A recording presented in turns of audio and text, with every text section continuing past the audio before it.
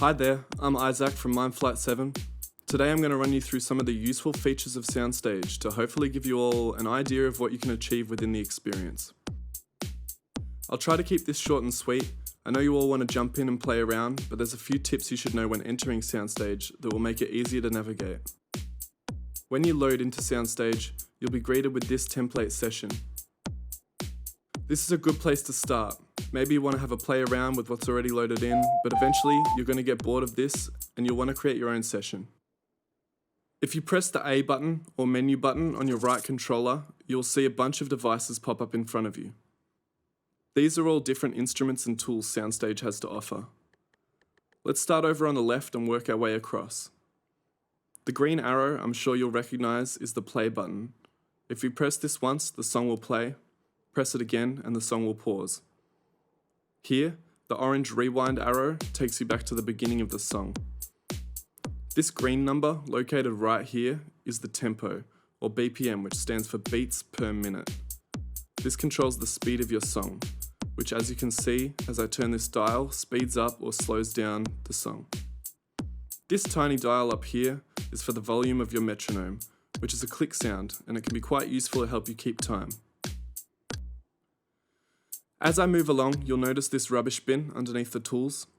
This is useful for removing unused objects from your scene. Just reach out to an instrument until it is highlighted like so, and use the trigger button to drag it towards the bin.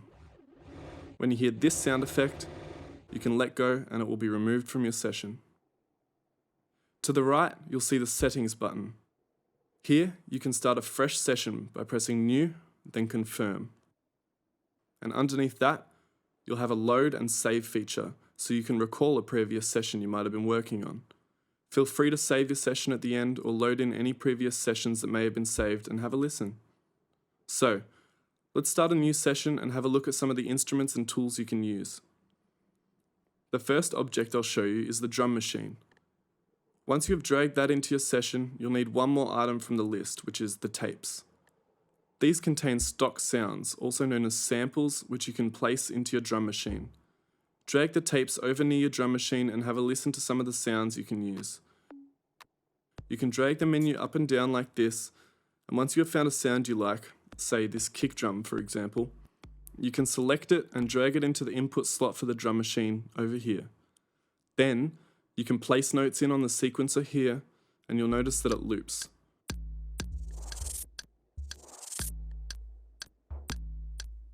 If you drag this grey bar down, you can add more channels for more sounds or lengthen the loop by pulling this one out further. Let's quickly put together a drum pattern.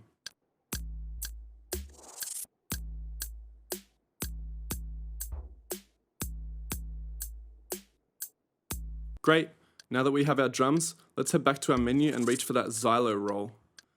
This is basically a xylophone, but instead of playing a xylophone sound, you can adjust it to play whatever sound you like. On the left of the xylo roll, you'll see that there's a switch that can change it from a standard oscillator synth type sound to a sample-based instrument. Again, reach for your tapes and find a sound you like. Maybe a natural acoustic piano or guitar sound would work.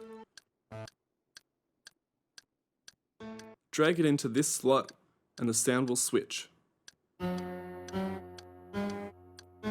Both the xylo roll and the drum machine have many features I've glossed over, so be sure to watch the tutorials within Soundscape for a deeper understanding, or simply play around and learn for yourself how everything works. That should be enough for you to begin playing around with Soundstage and give you a head start on your music production journey.